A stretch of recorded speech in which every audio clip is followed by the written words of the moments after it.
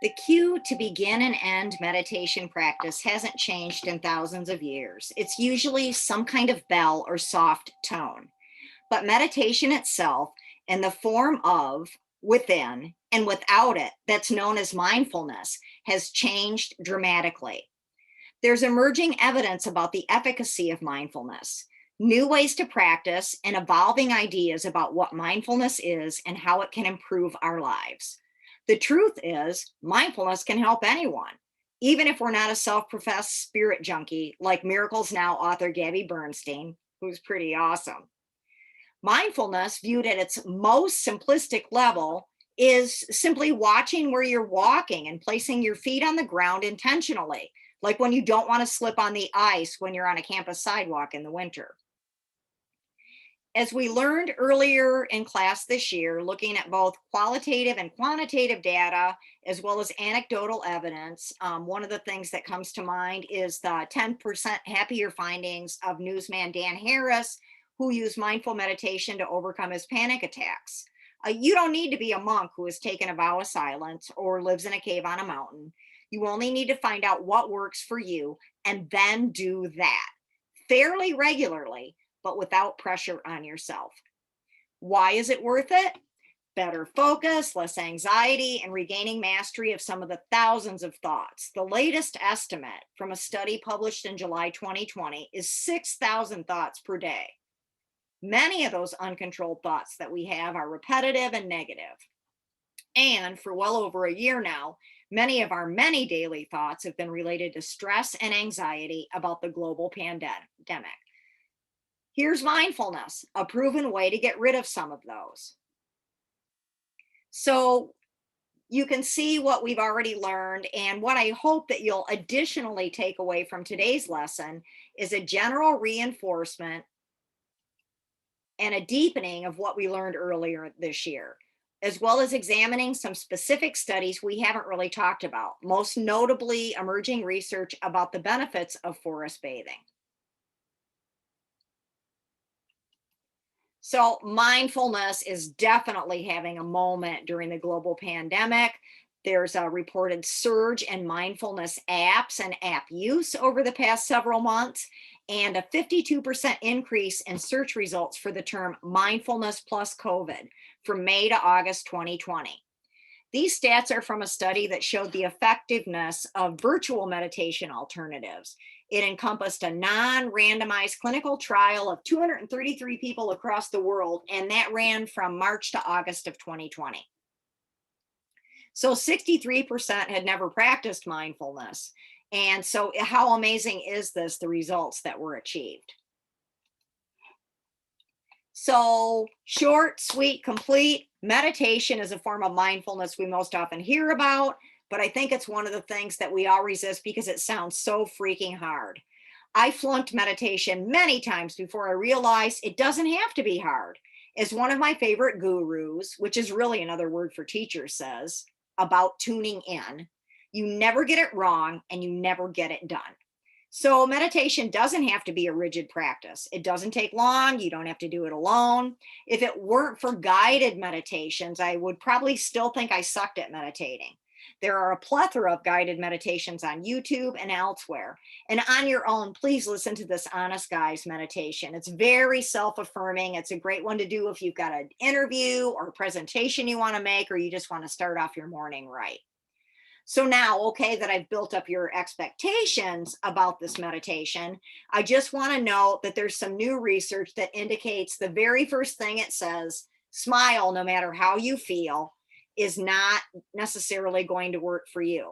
The most current results I could find, they were pulled from an NPR piece on the science of smiles, indicates that making yourself smile just might end up annoying the heck out of you. So only smile if you feel like it, because the results are inconclusive. So we all wonder about how long we should meditate. This is just 3 minutes here. Sharon Salzberg, who's been working on introducing mindfulness into the mainstream since the late 70s, says 3 to 5 minutes is a good start. Vietnamese monk and Zen master Thich Nhat Hanh says 20 to 30 minutes is optimal for beginners to just watch and let it go and not worry about what happens. But he notes that after 15 minutes, you can obtain a deep rest. And who doesn't want that? So this is a quote by John Kabat-Zinn, who's kind of the father of mindfulness-based stress reduction, out of the University of Massachusetts Medical School. And he established the Center for Mindfulness in Medicine, Healthcare, and Society in 1995. And what I love about this quote is not the time precept necessarily. It's about this middle part that talks about how you need to sit long enough to just be like super annoyed and start to think it's stupid or boring and just start to feel restless. Many mindfulness teachers report this as extremely common because mindfulness meditation is not unlike a vaccine reaction. It might make you feel like a little sore or irritated, but when that happens, it shows that something is going right and something is being activated. So what's my jam for meditation? I am really into Deepak Chopra's 21-day meditations. I have several of them, and I found them through the free regular 21-day meditations that are offered. And I like doing them with crystals on my chakras, wearing headphones, laying down. I repeat Sanskrit, Hindu, or English mantras to help keep thoughts at bay. Because what we're looking for in any meditation is a gap between thoughts. And sometimes that gap, many days, that gap might be only 2 or 3 seconds or not even a second. But those gaps are what we're looking for that give us the real rest. And if all that sounds weird to you, that's fine with me. That's okay. It sets my day up for greatness, and I do it every day, and I can't get enough of it. If I can't get internet, I find a sound to focus on. It could be my furnace, it could be an air conditioner, wind of the pines, waves at the beach. And I set a timer for however many minutes, 5 to 20, that I think I will be able to take on while still experiencing a little bit of that discomfort and shift. When I don't have a guided meditation, I'm much less patient. I'll admit that. Since I met this guy while I was meditating down in Marathon, Florida on my sailboat, he saw me sitting there rigidly at sunrise in the perfect position that you saw Gabby Bernstein doing. And he just asked me why I was doing that. He said he hadn't meditated sitting up for years. Why not be comfortable? So ever since that day, I felt like he gave me permission to just lay down. So I lay down with the headphones. Be on the lookout for these Chopra freebies. They are awesome. The one with Alicia Keys occurring right now ends June 30th. It is absolutely fantastic, and I highly recommend it. I also recommend all these other folks here. We have Sharon Salzberg, who I mentioned. We have Jack Kornfield, also a psychologist, longtime teacher, and considered a master of meditation. They both have a lot of wisdom and understanding and just a lot of great background on collecting information that helps us be better at working our practices. And then the current thing that I'm really into, because I've had a lot of stressors in my life lately, is Byron Katie's The Work. And here are the 4 questions that you can ask yourself if you want to work mindfully with your thought. In a lot of practices, we're trying to not have the thoughts. In her practice, we're going at the thoughts head on. And we're asking the thought, are you true? Am I just telling myself a story? Can I absolutely know that this is true? And then you think about, so how am I reacting if this is true? What does this feel like in my body and in my mind if I believe this thought? And then you think, who would I be without that thought? And it's very simple, very magical. It's helping me a lot just in terms of clearing out that monkey mind that we talk about. So I have a friend who can't be still in any position, and maybe a static meditation, a physically static meditation will never be your thing. This friend of mine, Cynthia, she's a life coach. She's a certified mindful eater. She's one of the most mindful people I know. And it's so good for her and the rest of us that there are mindful moving meditations and so many forms of mindfulness. So let's take a look at one that's getting increased interest: forest bathing.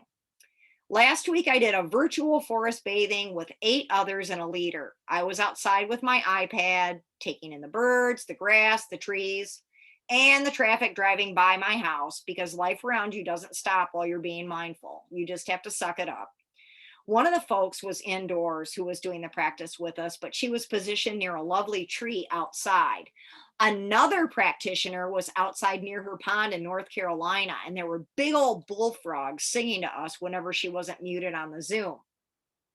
The leader, who is in training with the Association of Nature and Forest Therapy Guides and Programs, and disclaimer, she is also my amazing sister, said that while the effects are more profound in an actual forest, the visualizations and the backbone of the practice would still be beneficial virtually, just as we have learned with the mindful apps were effective virtually.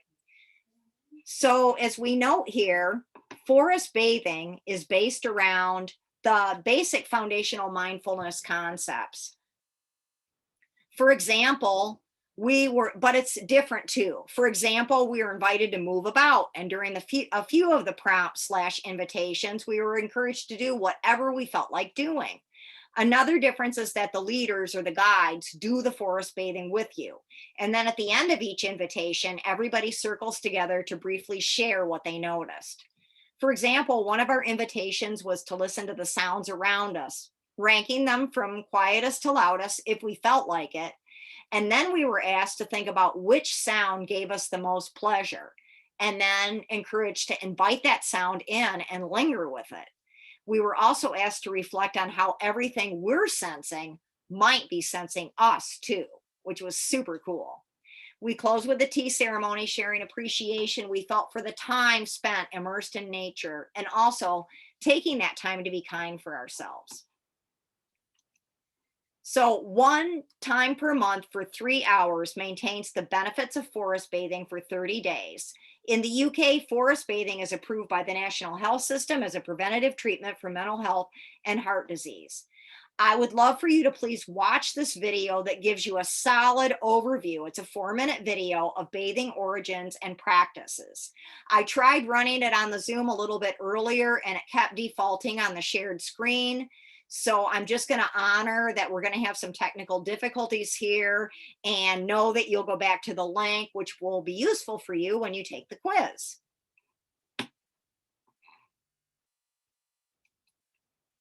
So here we look again and review the benefits of forest bathing, especially the exposure to phytoncides, which increase the activity of antimicrobial proteins.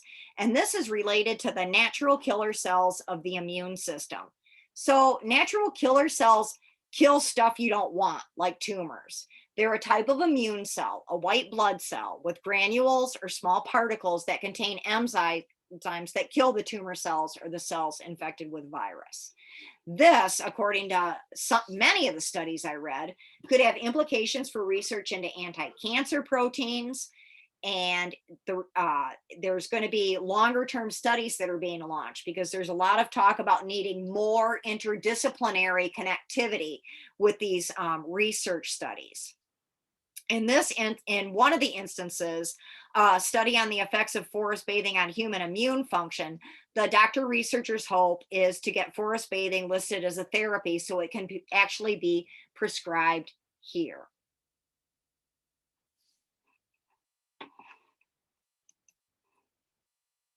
So a lit review that meticulously screened more than 200 forest bathing papers down and winnowed them down to 28 with really solid information noted that some research shows forest bathing can be used in concert with complementary modalities, such as horticultural therapy. While horticultural therapy is more rehabilitative and forest bathing is considered more preventative, they complement each other, which could be an invitation, as we say in forest bathing, to think about all the forms of mindfulness that are unique to specific cultures, unique to communities of all different kinds of sizes, and unique to you. So here are a few examples of the different kinds of mindfulness and a couple of links that you might want to explore. My thing, in addition to the meditation practice that I do, and I do some mindful yoga as well, is mindful writing and editing. One of my favorite mindful editing mantras is I'm grateful for revision because the better it gets, the better it gets. And I repeat that 3 times, take a deep breath, and it helps me clear out my brain, and it also helps me clear out the words. So, no matter what kind of mindfulness you're doing or thinking about doing, it's been my experience over the decades that practice doesn't make perfect. It just makes it possible for you to do something to help you cope easier when you really need it. Like when life gets dangerous, sad, or messy. Like when there's a global pandemic, or you lose someone you love, or you're injured. Crappy things will happen in your life no matter how zen you are. Mindfulness is not protection. It is a way to find calm, beauty, freedom, and peace, no matter what. So earlier in class, we were asked to search for news stories about the science behind mindfulness. And that led me to January 11th, 2021 Scientific American opinion piece that I've been thinking about a little bit ever since. It was by humanistic psychologist and author Scott Barry Kaufman. And citing what he believed to be the first study of his time, he claimed that people practicing mindfulness and other practices in that wellness spiritual realm have high self esteem, feel good about themselves, and actually think they can send good energy out into the world. What's my response? So there's nothing wrong with that. If you're doing something healthy that makes you feel good and harms no others, that's not a problem. Kaufman and the research paper he based his opinion piece on do have a point, however. You don't need spendy programs or mystical gurus to be aware of what's going on in your mind, your body, and all around you. In and of itself, mindfulness is shown to be a useful and worthy practice that can be as simple as a walk on one of our beautiful beaches. And you can always change your practice. No one is perfect. No practice is perfect. Authentic people who meditate regularly feel good about themselves and others, but they also recognize they may need to recalibrate.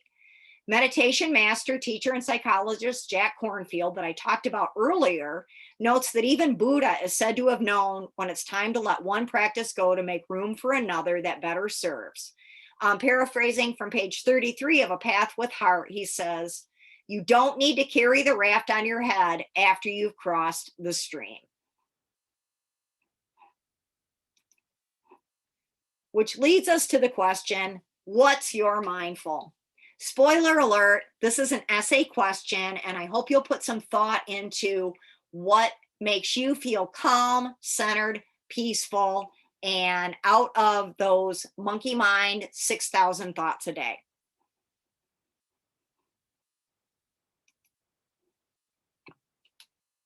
So besides these resources that I'm offering here, please feel free to reach out to me. My email's on the first slide, or you can just Google Cindy Perkins, Michigan Tech. I can help with recommendations for practices if you're looking for something in particular or working with a particular issue. I've been working myself for more than 2 decades, and I know that I can point you in the right direction, or I will know of someone who can point you in the right direction. I also know that Bridget has led some lovely breath practices with her work through Fresh Coast Yoga. I followed some of those on Instagram during the pandemic. So make sure to know that she is a resource as well. I enjoy so much learning from all of you, and I'm really grateful to return the favor. Namaste.